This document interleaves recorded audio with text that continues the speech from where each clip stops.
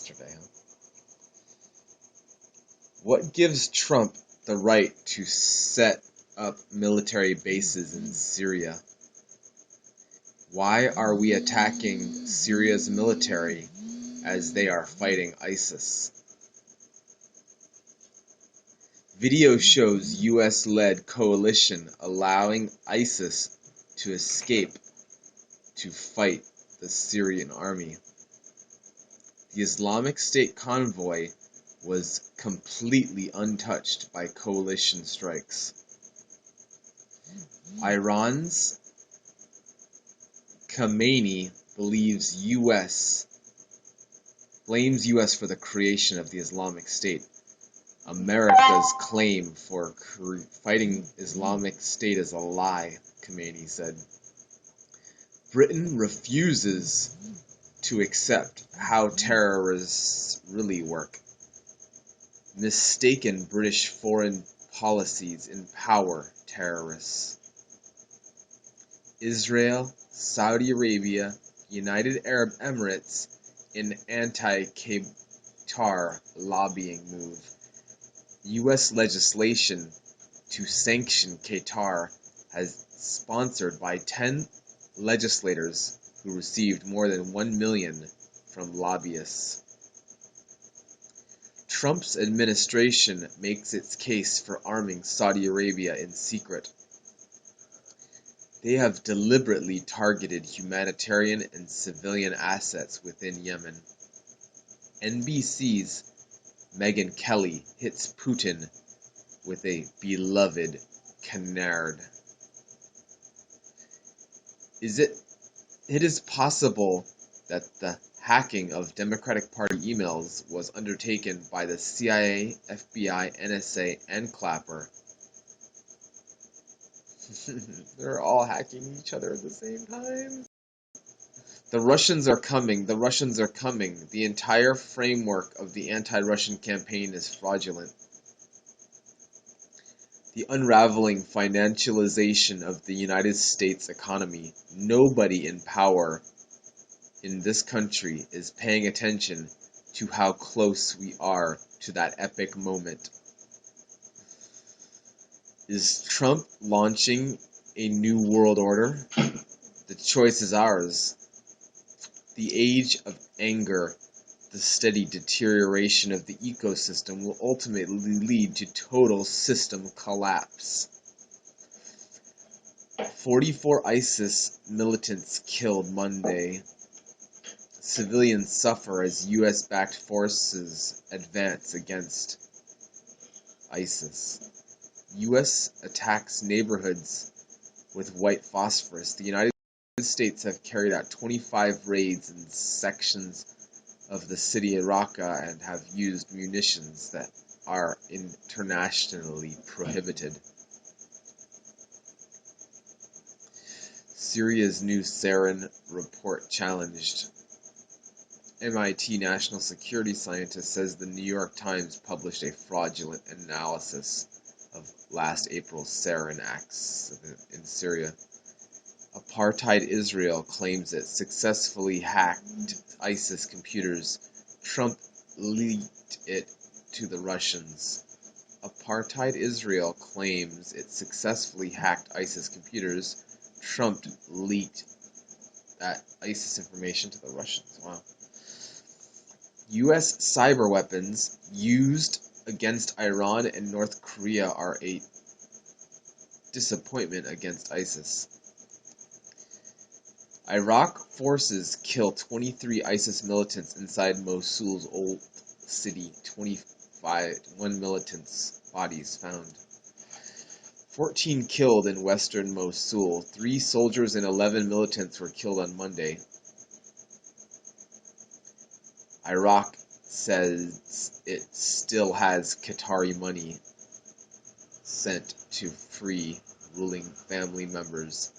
Press report has suggested some of the money had ended up in Iran, angering Saudi Arabia and the other Gulf Arab neighbors of Qatar and contributing to their decision to sever ties with Doha. Watch Qatar Airwaves CEO U.S. fueling fire of Gulf crisis. Qatar hires Ashcroft to counter terrorist allegations. Qatar has paid $2.5 million to a law firm of Attorney General John Ashcroft from President Bush. Saudi Arabia becomes pro-Kurdish after Turkey sides with Qatar. Turkey's continued isolation from the United States will be magnified by this latest development. It's getting ugly. We're about to go to war with Turkey, huh? Prime Minister Nawaz Sharif, what the heck just happened there? Of Saudi Arabia for Gulf crisis talks. Sharif was traveling with Pakistani army chief and several other senior officials. Trump creates uncertainty by contradicting his Secretary of State. Trump, according to White House sources, may not have known about the American troop based in Qatar when he took sides in the dispute. Al-Qaeda claims Yemen army camp attack that killed 12. A gun attack on an army camp in southwestern Yemen early on Monday killed 10 militants and 2 soldiers. Thousands gathered in Tehran to mourn victims of attacks. Iran has sent a letter to the UN implicitly blaming Saudi Arabia and the United States for terror attacks on parliament and Imam Khomeini's shrine in Tehran. Saudi defense minister insults Pakistan, calls them slave country. Mohammed bin Salman believes that Pakistanis are the slaves of the Arabs. Apartheid Israel to reduce electricity supply to Gaza. He reportedly made the decision in order to put pressure on Hamas in Gaza. Abbas concessions kickstart Trump attempt to resolve Arab-Israeli conflict. Abbas's spectacular capitulation comes just 2 weeks after his reportedly fiery meeting with President Obama. Apartheid Israel calls on UN to stop using the term occupation. Nigerian army says it killed Boko Haram leader, frees 9 kids. A top Boko Haram commander was among many insurgents killed Sunday as the soldiers fought to rescue 9 children being trained in a secret camp. Somali U.S. Special Operation Forces face growing demands, increased risks. Commandos climbed out of U.S. military helicopters and carefully advanced in the dark towards a ramshackle compound tucked into a muddy farmland dotted by banana trees. Manchester bombing was planned for months, Libya says. Officials in Tripoli have complained about poor security cooperation with the UK, which they say must be improved to prevent further attacks. Afghan U.S. troops kill man and 2 young sons. U.S. troops open fire after their vehicle hit a bomb. A fight for Philippine city, a painful window of war. Russian protest where reality clashes with media world to make-believe.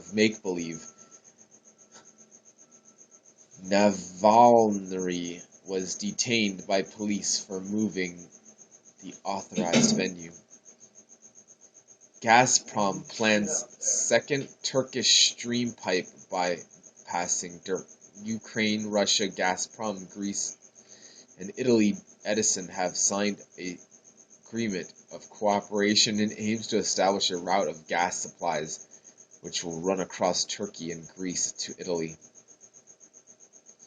A mysterious new cyber cryptocurrency is surging ahead, being endorsed by Putin. After catching the eye of both Singapore government and Russian Vladimir Putin, Ethereum, the second biggest cryptocurrency in the world after Bitcoin, continues to skyrocket. The next financial crisis has already arrived in Europe. Did you know that after the sixth largest bank in Spain failed in spectacular fashion just a few days ago?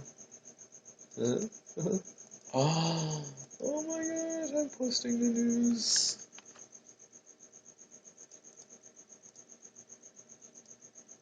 EU to sanction Hungary, Poland, Czech for refugees.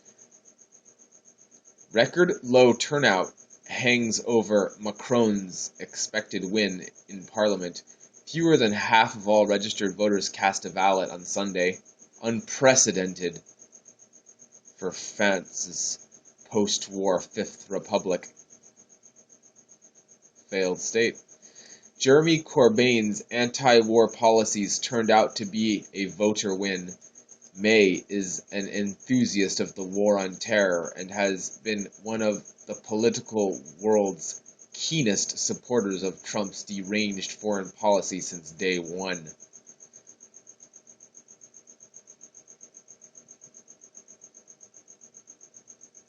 Violent clashes as Parliament march outside an Irish bar in Liverpool city centre after DUK talks. Ireland UK tried to block Kenny move to unite clause. The text spelled out that in the event of a future unity referendum in Ireland, as envisaged by the Good Friday Agreement, Northern Ireland would automatically rejoin the European Union. The long, lonely road of Chelsea Manning. Freed from prison, she talks about why she did it, and the isolation that followed. Failure to list group keeps Canada in line with the United States. The Syrian branch of Al-Qaeda, currently calling itself Hayat Tahrir al-Sham, HTS, has succeeded in getting itself off Canada's list of designated terrorist entities following its latest identity shift. Whoa. Puerto Ricans vote in favor of being 51st state.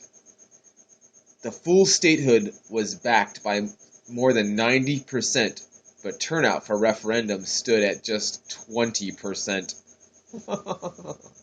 Wow, that's even less than France. Trump's travel ban remains blocked. Circuit Court rules. The court said Trump did not prove that the people he sought to bar from entering U.S. were detrimental to national interests. United States opts out of G7 pledge committing to Paris Climate Accord. The first new coal mine of Trump era opens in Pennsylvania.